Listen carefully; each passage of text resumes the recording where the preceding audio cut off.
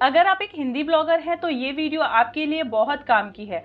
अगर आपने हिंदी ब्लॉग बनाया है और आप इंडिया की ऑडियंस को टारगेट करते हैं तो आज मैं आपको हिंदी ब्लॉग पोस्ट में हेल्पफुल कंटेंट बताने वाली हूँ जो आपको ब्लॉग पोस्ट लिखने के लिए बहुत मददगार होगा। इस वीडियो में आपको बहुत सारी इंपॉर्टेंट इन्फॉर्मेशन मिलने वाली है जिससे आप अपने ब्लॉग पोस्ट को जल्दी लिख पाएंगे, क्वालिटी लिख पाएंगे और इन टूल और प्लगइन की मदद से आपको बहुत आसानी होगी ब्लॉग पोस्ट लिखने के लिए। आप में से कई लोगों को शायद इनमें से बहुत सारी चीज़ें पता हो, लेकिन जिनको नहीं पता उनके लिए ये बहुत हेल्पफुल है और मोस्ट प्रोबेबली बहुत सी चीज़ें आपको नहीं पता होंगी। तो सबसे पहले हम बात कर लेते हैं कि जैसे कि ये मेरा एक ब्लॉग है ना, और इस ब्लॉग में अगर मुझे हिंदी आर्टिकल लिखना है तो आप लोग कैसे लिखते हैं? अगर आप अपने मोबाइल से लिखते हैं तो आप अपने मोबाइल में वॉइस टाइपिंग करके लिख सकते हैं जिससे टाइम बहुत ज़्यादा सेव होता है। अगर आप डेस्कटॉप से लिखते हैं तो आप इस प्लगइन का इस्तेमाल कर सकते हैं। अगर आपके पास ये प्लगइन नहीं है तो मैं आपको बता देती हूँ आपको क्या करना है। आपको ऐड न्यू प्लगइन में जाना है और यहाँ पर टाइप करना है हिंदी। आप हिंदी टाइप करेंगे तो आपके सामने ये एक प्लगइन आ जाएगी। तो आपको क्या करना है, आप इस प्लगइन को इंस्टॉल कर लीजिए और इंस्टॉल करके एक्टिवेट कर लीजिए। अब जब भी आप ऐड न्यू पोस्ट पे जाएंगे, ये देखिए, ये जब भी आप ऐड न्यू पोस्ट पे जाएंगे तो आपके पास यहाँ पर ब्लॉग में एक ऑप्शन आ जाएगा हिंदी। अब जैसे इसे करेंगे ना तो यहाँ पर आप हिंदी में लिख सकते हैं, जैसे कि ये आप इंग्लिश में लिखेंगे, एंटर करेंगे तो ये हिंदी में हो जाएगा।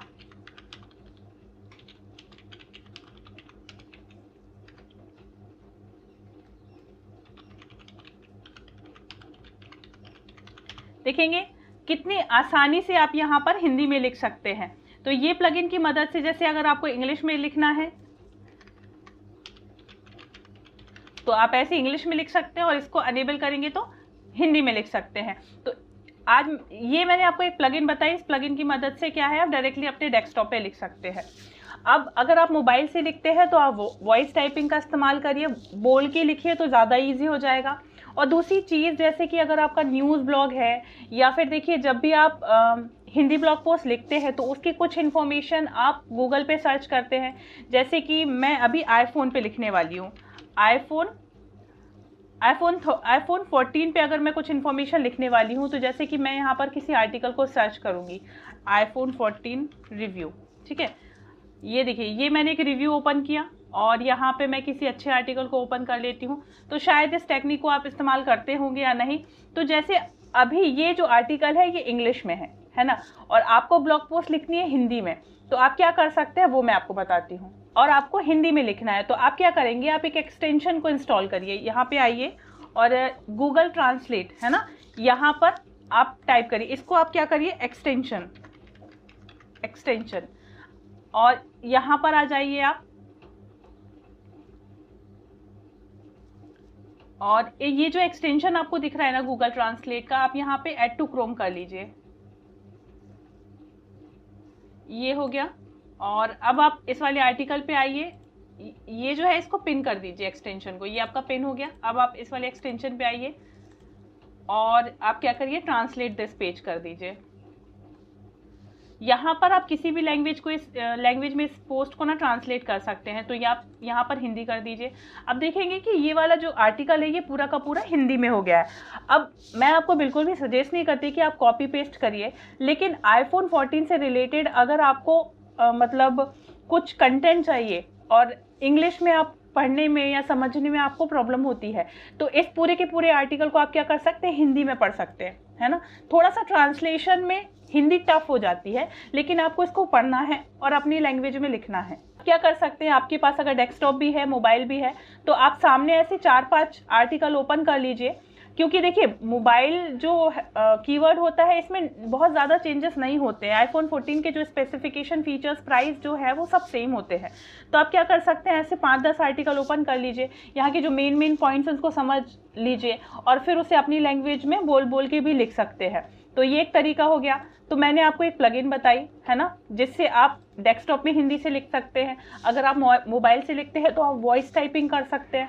अगर आपको इंग्लिश वाले आर्टिकल जो है उसे हिंदी में पढ़ना है तो ये मैंने आपको एक्सटेंशन बताए, इस एक्सटेंशन से आप इस आर्टिकल को हिंदी में पढ़ सकते हैं और यहाँ से आप अपने ब्लॉग के लिए इंफॉर्मेशन ले सकते हैं ब्लॉग पोस्ट के लिए।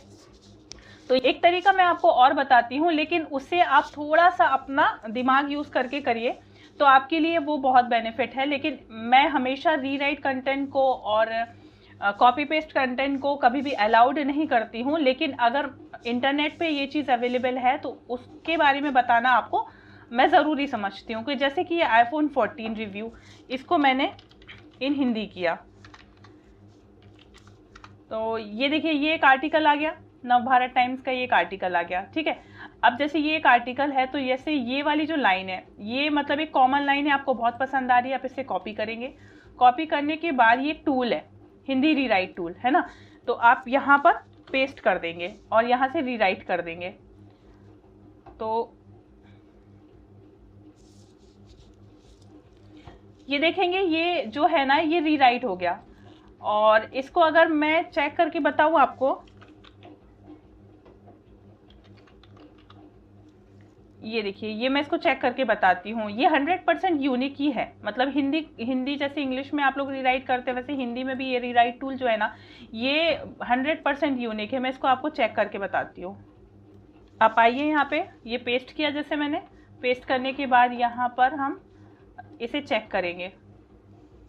ये देखिए हमने यहाँ पे चेक किया, ये 100% यूनिक है। तो इस तरह से आप कर सकते हैं। तो आज हमने आपको कुछ मेथड्स बताई है, तो इस तरह से आप कर सकते हैं। आज हमने आपको कुछ मेथड बताई है जो आपको हिंदी ब्लॉग पोस्ट लिखने में काफ़ी हेल्पफुल होगी। किस तरह से कीवर्ड्स फाइंड करना है, कैसे हाई क्वालिटी आर्टिकल लिखना है, ब्लॉग जो गूगल में रैंक करे, कैसे अपने ब्लॉग को ऑप्टिमाइज करना है जिससे आपकी रैंकिंग इंप्रूव होती रहे। अगर ये सारी चीज़ें आप जानना चाहते हैं तो आप मेरे यूट्यूब चैनल को सब्सक्राइब करिए। ब्लॉगिंग से रिलेटेड आप कुछ भी पूछना चाहते हैं तो आप मुझे कमेंट करके बताइए, उस पर मैं एक डेडिकेटेड वीडियो बना दूंगी। Thank you.